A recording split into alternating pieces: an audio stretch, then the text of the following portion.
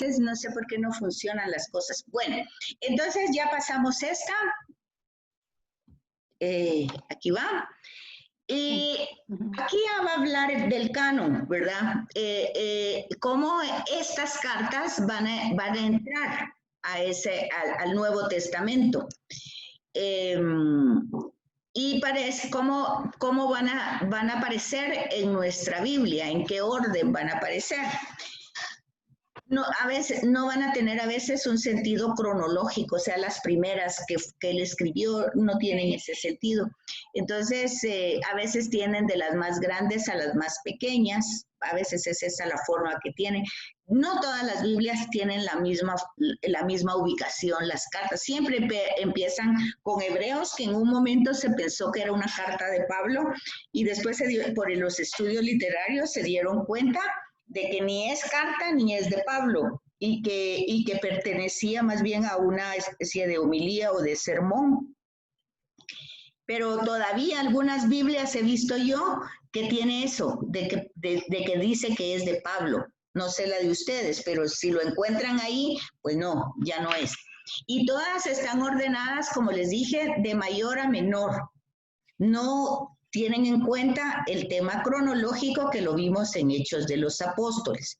Entonces, ¿cómo las tenemos? En la mayoría de Biblias. Ustedes pueden ver si en las suyas está así. Primera a los romanos, segunda a los corintios, primera a los gálatas.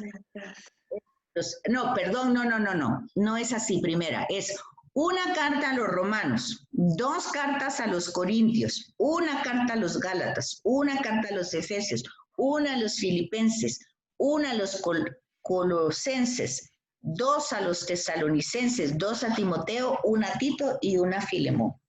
Ese es el orden general, pero algunas Biblias tal vez no están así. Perdón, entonces no están ordenadas en orden cronológico, sino según cada Biblia, ¿sí sería? Sí. No, según Romanos, Corintios, Gálatas, Efesios, No, esa no es la pregunta. La pregunta es que no están ordenadas en orden cronológico y que si dependen de la forma en que se ha editado la Biblia, o cómo es. Parece, algunas Biblias, lo que pasa es que algunos me han dicho, yo no tengo ese orden, o algunas me han dicho, a mí no me aparece esta aquí, entonces yo llego a la conclusión que tal vez unas Biblias pastorales, tal vez que llevan otra intención, u otras para los jóvenes, no sé. Como se fijan que hay Biblias así, ¿verdad? Biblias pastorales, Biblias esto, Biblias... entonces tal vez las ponen en otro orden de acuerdo al objetivo de esa Biblia, pero generalmente es por extensión. Este es el orden más o menos general de la ubicación de las Biblias. Bueno, la del Padre Henkel sí viene en el orden que tú lo dijiste, el que aparece en la imagen, y al final la de Hebreos. O sea que es entonces de las más grandes a las más cortitas. Deberían de haber hecho orden cronológico. Así es. Ok, entonces, el orden de las cartas, según aparece, aquí está, también tenemos ese otro problema, que es entonces 2 cánones como diferentes. Eso también podría ser, de que algunos, acuérdense que a veces han tomado el canon hebraico, a veces el palestinense, bueno, entonces hay cánones diferentes. Entonces es este orden diferente. 1 a los corintios, 2 a los efesios, o sea, ese es el orden. Corintios, efesios, filipenses, colosenses, gálatas, tesalonicenses. Podríamos encontrar ese orden también. Entonces ahí dice que eso básicamente hubo unas Biblias del siglo VIII que aparecen según ese canon de Muratori, ¿verdad? Ahora, esas cartas fueron escritas en griego, ¿verdad? En un griego koiné. Eso hay que tomarlo en cuenta, porque acuérdense que las cartas fueron traducidas. En primer lugar, no pensemos que fueron escritas en papel, como hoy una carta, ¿verdad? Sino que tuvieron una serie de procesos para que hoy nos llegaran como las tenemos. Y originalmente fueron escritas en ese idioma, en un griego koiné, que es un griego popular. ¿verdad? Un griego que todo, porque acuérdense ustedes que Pablo se dirigía primero a la sinagoga, pero luego pues se iba a la gente sencilla, ¿verdad? Y casi siempre quienes lo escuchaban no eran las castas altas, estas lo escuchaban pero para meterlo preso, no para creerle. Entonces está influenciado por el griego de los 70, o sea, este ya está más depurado, que tiene semitismos y abundantes expresiones litúrgicas. O sea, ya está influenciada las traducciones. Por favor, pongan atención en eso. Entonces, fue escrito en un griego muy sencillo, muy popular, pero luego está influenciado por un griego ya un poquito, acuérdense que los 70 son aquellos sabios que van a entrar para poner realmente qué tienen que entrar en el canon griego o en el canon hebreo. Entonces, originalmente el lenguaje no es refinado, sino más bien funcional, porque lo que Pablo quería era que las comunidades le comprendieran quién era Jesús y cómo había que vivirlo. Pero sí se nota, ¿verdad? Que hay pasión en su corazón, eso se nota en sus cartas.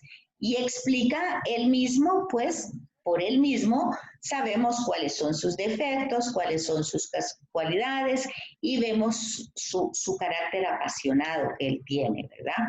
Y un momentito. ¿Qué manda? Los 70 eran un grupo de sabios judíos. Exacto. Entonces, ¿por qué incluyen liturgias cristianas?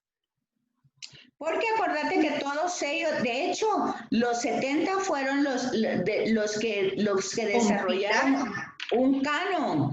Y entonces ese canon básicamente era de la parte judía, pero nosotros partimos en el cristianismo. ¿Te recuerdas que parte de ello era que no aceptaban los textos griegos? Sí. Eso fue parte de la depuración, por decir así.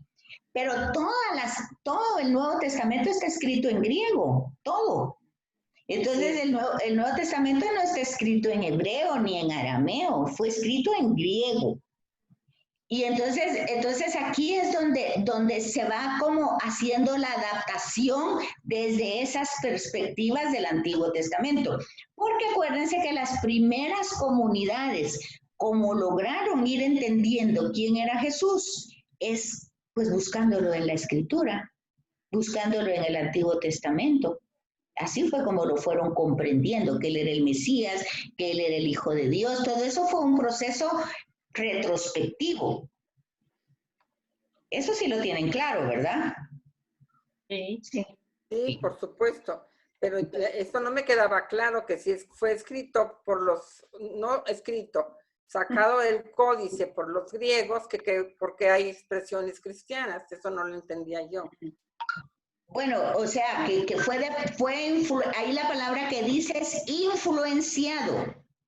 Y, o sea, que cuando ya, es que acuérdense que las cartas, aquí ubíquense en el contexto, las cartas fueron escritas, ahí está él, en ese dibujo, con una pluma de gato o de qué, no, los gatos no tienen pluma. No, de gato sí no.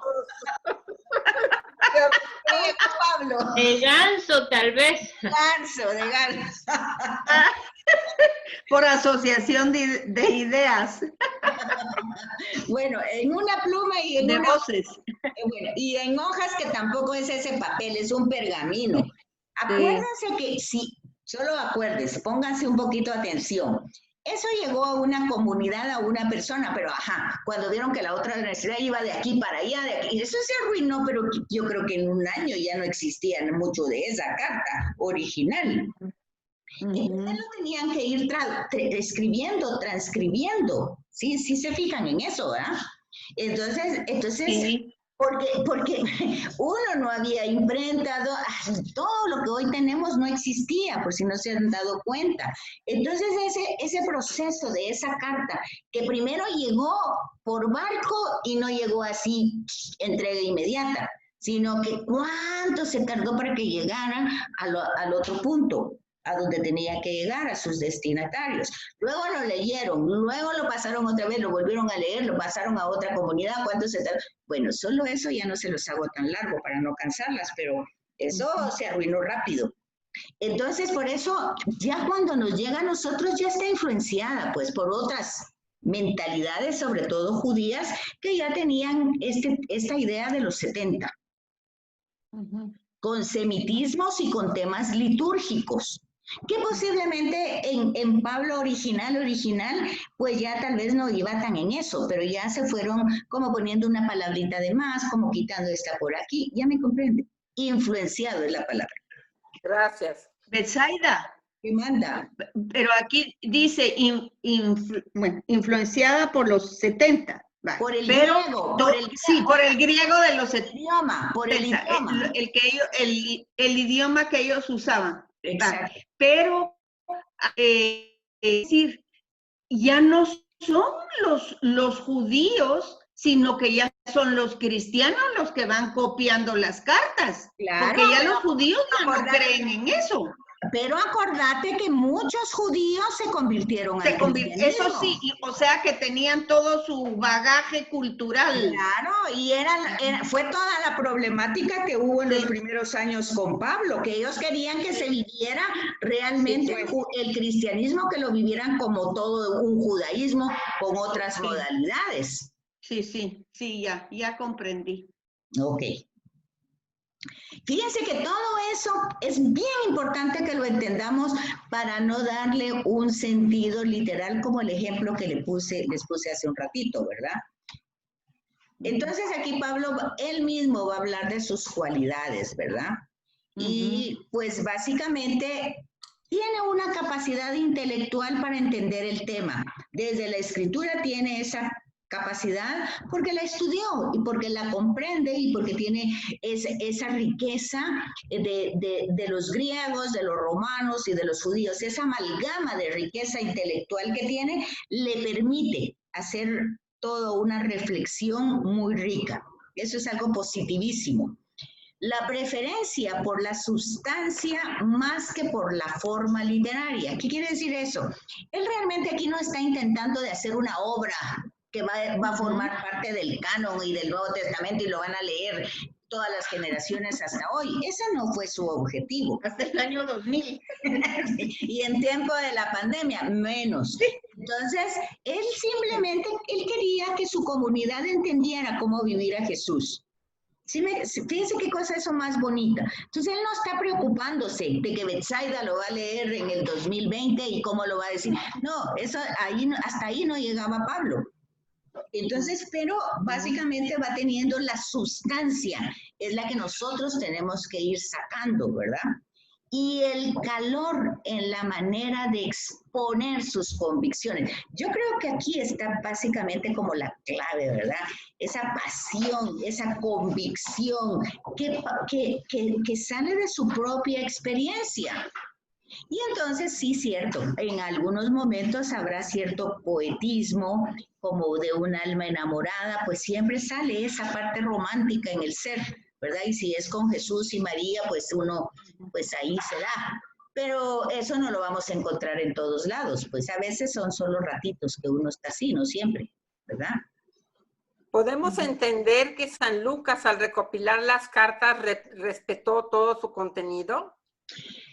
Te diría que leas la introducción del Evangelio para que ubiques fechas, ubiques la fecha en que se pone por escrito el Evangelio de Lucas, la fecha en que se pone por escrito Hechos de los Apóstoles, y para que vayas viendo con estas fechas que vamos a ir dando en las cartas. Y tú vas a sacar esa conclusión. Ah, bueno, espero me dé el coco para tanto. Solo son introducciones. No, sí, ya voy leyéndolas. Ok. Entonces, pero también tiene defectos. Miren, qué importante conocerse uno mismo, ¿verdad? Para darse cuenta cómo más o menos uno puede hacer. Y la cosa es que entre los defectos del estilo paulino, bueno, pues ya se fijan, él no se ve que tenga muy buena ortografía, dice aquí, ¿verdad? Porque hay ruptura de reglas de la gramática, sí, yo creo que él no. Imagínense, no hay luz, no hay papel, no hay tinta, y con tanta limitación que él pensara cómo se hacía un dibujito de la H o algo así, pues a saber, porque era griego, ¿verdad? No era el español. Y a veces, pues, se desarrolla mucho un tema o son párrafos muy largos, muy largos. Y eso se ve como defecto de su manera de escribir, ¿verdad? Pero dice que Pablo escribe sus cartas con una prolongación, ¿cómo? Una prolongación de su trabajo de anuncio. Esa es otra cosa importante. Ver de que esa carta no sea, ay, hoy voy a escribir una carta, ¿a quién le escribo? A Susi. No, no salió así, ¿verdad? Es decir, él llevó un anuncio, llevó el querigma. Aquí tienen que ir conectando con lo que vimos en Hechos de los Apóstoles, porque en Hechos de los Apóstoles está la narración de eso. Entonces, él llevó un anuncio, prácticamente el querigma él lo presentó, se dieron cuenta que llegó primero a los judíos, después estos lo empezaron a hacer bullying, tuvo que ir con los paganos, se le armó un relajo, tenía que salir huyendo. Entonces, ¿qué pasaba? Su anuncio se quedaba así, como en el aire. Entonces, llegó el primer anuncio, pero ya no llegaba la catequesis, la formación. Entonces, él necesitaba estas cartas como para resolver esas tareas concretas que habían quedado y que después a él le llegan diciendo, pues mira, el anuncio que llevaste aquí, ahora resulta que uno lo entendió así, el otro lo entendió. Entonces, cuando llegan esas informaciones, Pablo se ve, ese es un tema de ingenio de Pablo en ese momento, fíjense. Es decir, ¿cómo hago? ¿Cómo les aclaro a estas personas? Pues ni modo que agarro camino aquí un mes entero para llegar a explicarle esto, no.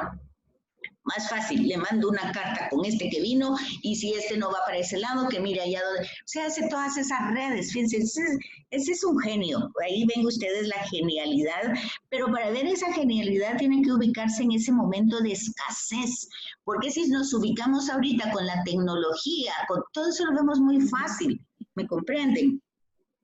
Sí. Entonces la belleza de ese estilo paulino radica en la grandeza y profundidad de sus ideas, como cuando le llegan estos problemas de estas situaciones que está viviendo en las comunidades que él pues justamente inició. Entonces él empieza hoy dirían los jóvenes a cranear cómo les digo esto, y entonces esa intensa vitalidad que él tiene y sus sentimientos. Y aquí, entonces, surge esa creatividad, ¿verdad? Para llevar esas formulaciones que sean comprensibles en esa comunidad. Entonces, lo que hay aquí son cartas de un hombre que está actuando, no de un escritor, ni tampoco de un canónico que estudió derecho canónico y está haciendo todo un desarrollo. No, son cosas concretas. Ayer en el proyecto final de los estudiantes de la universidad, como son ingenieros, yo les puse proyectos que la pandemia nos presentaba como necesidades concretas y cómo la palabra ingeniería tenía que ver con ingenio. Y me resultaron en el proyecto final diciendo algo así como, esto es muy difícil.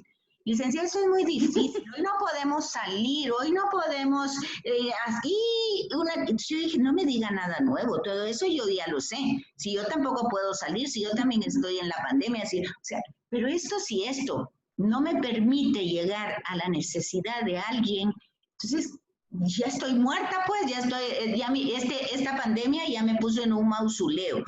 Todavía me muevo en el mausoleo, pero ya prácticamente cristianamente ya estoy enterrada. Porque esto no puede, aquí es donde surge.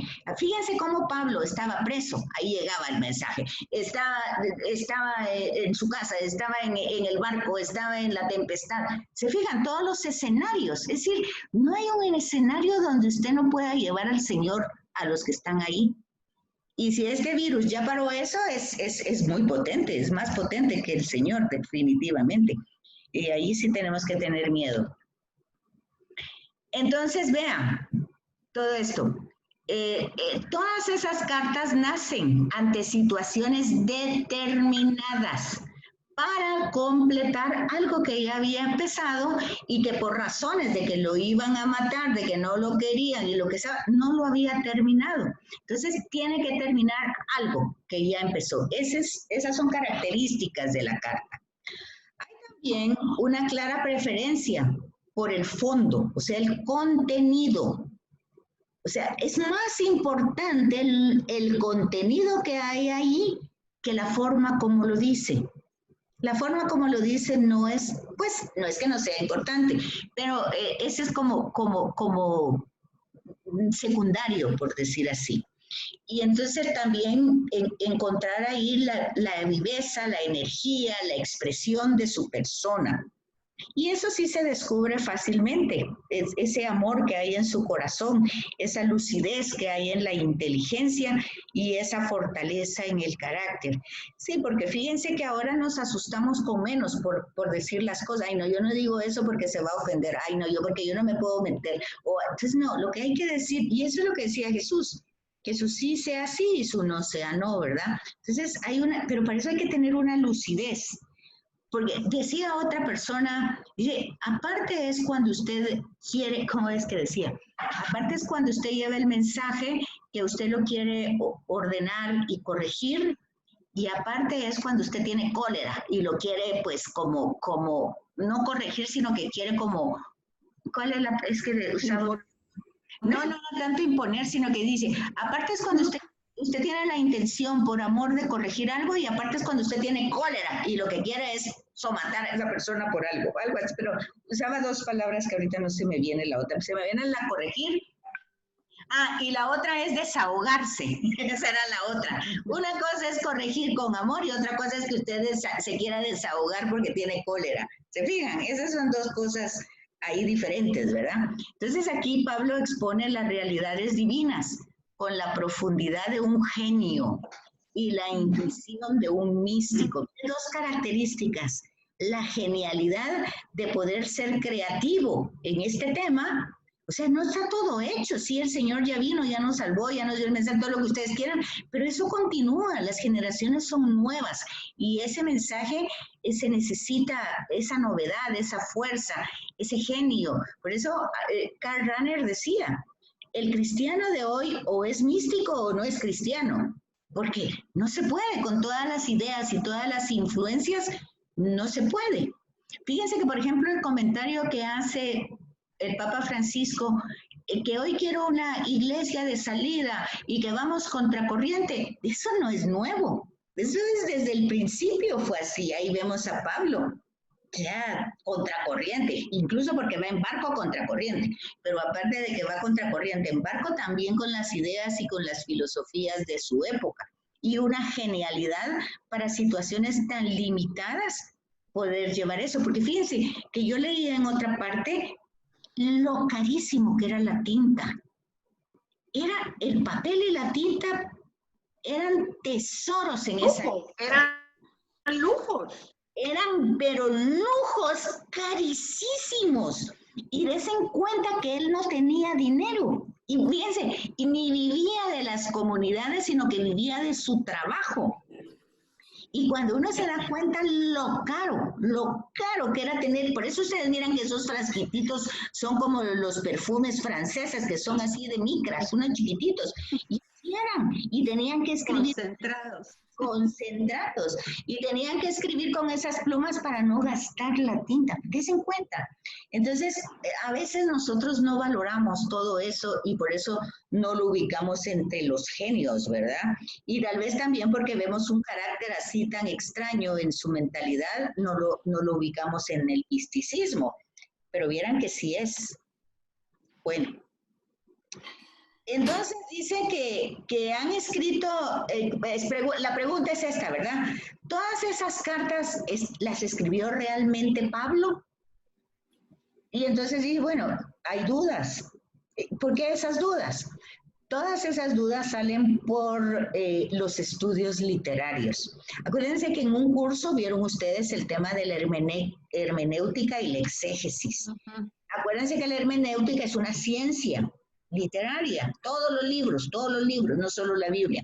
Todos los libros se analizan con ciertas reglas desde el que da la ciencia literaria. Entonces la Biblia no ha sido ajena a eso a partir del siglo XVII, XVIII. Y entonces esas reglas pues van viendo párrafo por párrafo, y eso se llama exégesis, analizando si son los rasgos, si es el pensamiento, si así era como escribías, y bueno. Entonces, por eso surge la duda. Entonces dice por eso, porque en esta época se atribuye un escrito a una persona en 3 casos. Cuando realmente le escribe, cuando lo dicta, ¿verdad? O sea, lo está escribiendo, lo escribe un discípulo exponiendo el pensamiento del maestro, o aunque este maestro lo sepa o no, y cuando se le quiere dar importancia. Entonces, esos son 3 casos, ¿verdad? De que puede decirse si es del autor. Los 3 casos se dan en estas cartas. Y por eso la atribución de una carta a Pablo puede tener 3 sentidos. Que Pablo la escribió, que escribió un discípulo, que escribió otra persona, y se le atribuye la carta a Pablo para que ésta tenga autoridad, o que Pablo la dictó. Eso entraría aunque no esté escrito, ¿verdad? Que lo haya escrito un discípulo, aquí dice, aunque él no se haya enterado, pero también está el caso de que Pablo haya dictado una carta y solo después firmado. Entonces la iglesia reconoce que son 13 las cartas del Corpus Paulino, que están inspiradas por el Espíritu Santo, que pertenecen a la Sagrada Escritura, aunque no fueran de la misma mano de Pablo. Bueno, eso tal vez hasta ahorita lo van a saber ustedes, que no todas, y que incluso hay otras que están como perdidas. Entonces, no se discute la canonicidad. ¿Qué quiere decir? Que las que están sean inspiradas o no sé. Entonces esta no es inspirada porque ahora que vi que no le escribió Pablo. No, eso no está en duda. Lo que está en duda es si realmente la escribió o no. De que ya es canónica, inspirada, revelada y todo lo demás, eso no está en duda. ¿Verdad? ¿Cómo vamos? ¿Vamos bien? Vamos re bien. Ok. Pero no sé cómo va. No, que ahorita ya... ¿Cómo vamos con la otra clase? Eso es lo que les estoy preguntando, porque ahorita ya me está saliendo que nos quedan 9 minutos, pues. Bien, pero ya me salió el aviso. Bueno, yo le voy a preguntar a Verónica.